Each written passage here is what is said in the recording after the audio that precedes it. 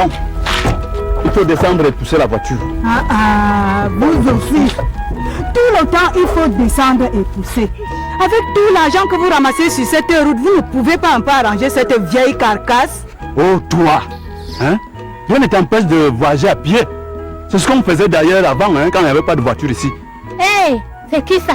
Vous croyez même que quoi? Vous n'êtes pas les seuls à faire cette ligne. Et puis on peut attendre les autres voitures.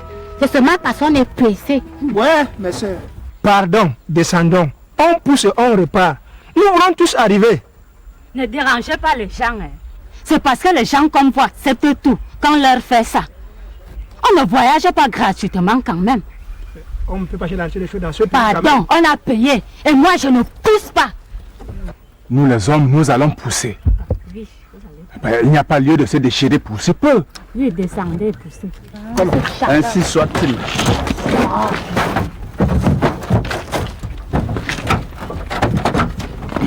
Même quand monsieur l'abbé descend, on est pas content.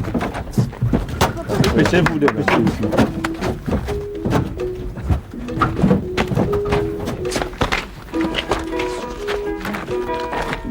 Rougez, allez, chauffeur, allez, chauffeur.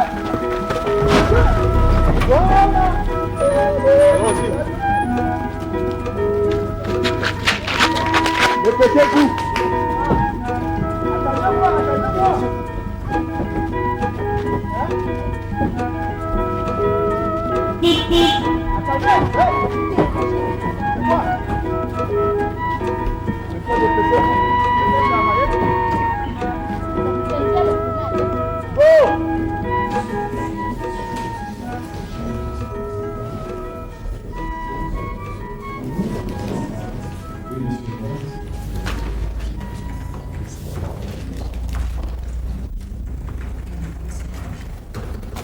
Bonjour Guy, comment tu vas? Bonjour Justine. Oula, tu as une mine de papier mâché? Oh, c'est le résultat d'une nuit blanche. Hein. J'ai pas réussi à fermer l'œil du tout. Qu'est-ce qui s'est passé? C'est Gérard qui fait encore des siennes. La part était d'avoir mal au ventre. Finalement, je lui ai donné un sirop, ça s'est calmé. Mais moi, pour que je retrouve le sommeil, ce n'est qu'au petit matin que je me suis senti glisser. Et pour être ici à 7h30, imagine un peu. Pauvre chou. Heureusement que la journée s'annonce calme. Après la bourrasque des salaires, tu trouveras l'occasion de récupérer. Récupérer, tu parles. Ah bon? Pas avant le soir. Hein. Là, je vais enchaîner avec 2 réunions. D'abord les délégués du personnel et ensuite les responsables de la direction. Alors là, mon gars, tu n'es pas encore au bout des... Oh, qu'est-ce que tu veux? C'est notre triste sort à tous, mais merci quand même. Qui parle de triste sort par ici? Martial. Alors vieux, Ouais. tu sais combien de chômeurs rêvent d'être à ta place? Arrête tes histoires. C'est pas parce qu'il y a des gens dehors qui n'ont pas de travail que je vais pas me plaindre du mien. Hein. Espèce d'ingrat. Ouais. Je leur donnerai volontiers ma place. Mais je suis sûr qu'au bout d'une semaine, ils reviendraient me voir en me suppliant de reprendre mon travail.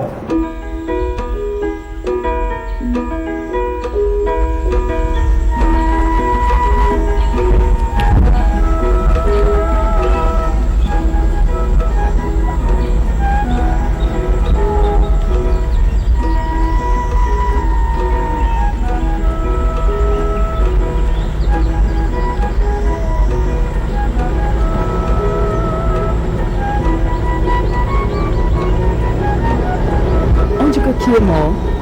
Bokono Loïc. Je ne vois pas bien qui c'est.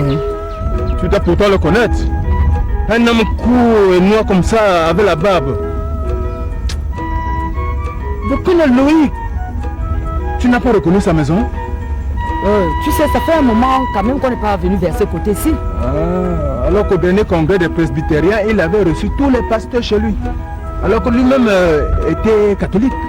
Ah oui! C'est son fils qui est banquier, non? Voilà. Ouais! Le petit type là! Pas lui! Ouais, un monsieur gentil comme ça. C'est pourtant de lui que parle ce jeune homme. Il dit qu'il est mort de quoi? Est-ce qu'il était malade avant? On ne sait pas exactement. On l'a découvert tout à l'heure mort sur son lit. Il se plaignait peut-être de quelque chose. Ça, je ne sais pas. En tout cas, moi, je n'ai pas entendu qu'il était malade. Hier encore, je l'ai vu. Il sortait de la messe, il n'avait pas l'air malade. Au village, est-ce que quelqu'un se couche même quand on est malade? Il peut souffrir, il se promène, il va au champ, on ne sait pas qu'il est malade. Je ne crois pas qu'il était malade. Puisqu'il voulait aller à la chasse très tôt ce matin. Et c'est quand on ne l'a pas entendu passer que ça a éveillé l'attention des gens. Ouais. Qu'est-ce que c'est que cette malchance? Pourquoi parler de malchance? Son jour était arrivé, c'est tout. Mais vraiment, mourir comme ça. Nous mourrons comme Dieu l'a voulu et quand il le veut. Voilà pourquoi nous devons toujours être prêts. Comment se fait-il que c'est maintenant qu'on retrouve son corps? N'avait-il pas de femme ou d'enfant? Sa femme est morte il y a longtemps. Moi j'étais encore petit et il ne s'est pas remarié. Il a un seul fils qui vit en ville. Entretenir ma femme, une BM, une maîtresse et des enfants, c'est pas facile.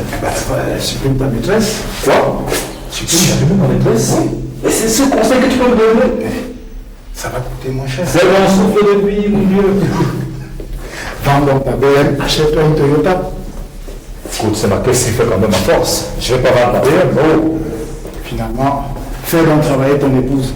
Mon épouse ne peut pas travailler tant que je gagne suffisamment ma vie d'enfant. Oh là là là là, toi et tes principes, hein. Ah ben, Tout ce qui te reste à faire, c'est de changer tes enfants d'école. les enfants ne peuvent pas fréquenter une école publique. 100 élèves par classe et des maîtresses en 106 enfants. Là, Martial, je t'aime bien, mais tu me dépasses. J'ai tout essayé. Laisse tomber, je trouverai tout seul une solution. Mais n'oublie pas de m'en informer. Je serais curieux de savoir comment tu vas faire pour gérer tous ces intérêts-là. Tu te paies ma tête, hein? Mais non, et puis mieux vaut me payer ta tête que la mienne. Allez, à plus tard.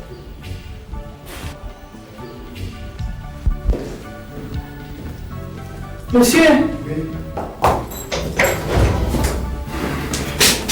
Ça vient d'arriver de chez le DG. Très urgent. Bien. Vous pouvez me faire du café? Tout de suite, monsieur.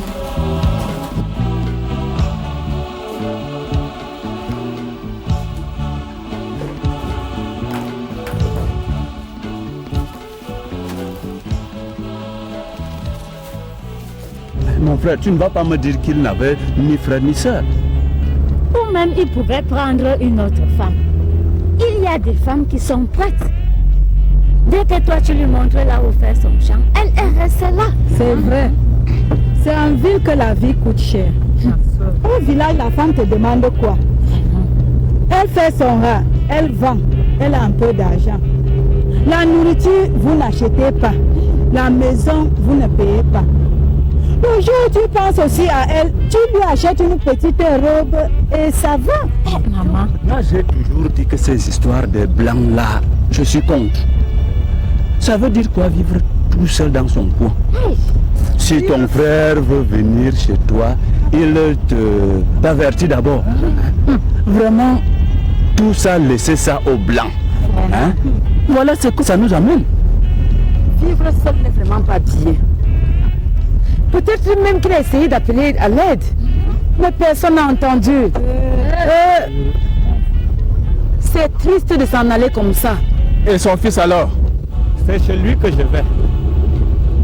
Il était ici la semaine passée. Il est venu laisser un fusil de chasse à son père. Le pauvre. Et maintenant, au lieu du gibier, c'est plutôt son père qui est couché.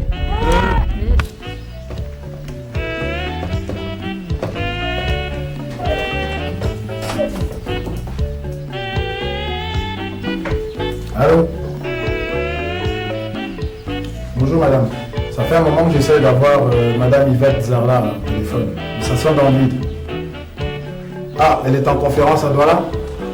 Elle revient quand s'il vous plaît? Non, non, c'est pas la peine. Je rappellerai. Merci, au revoir.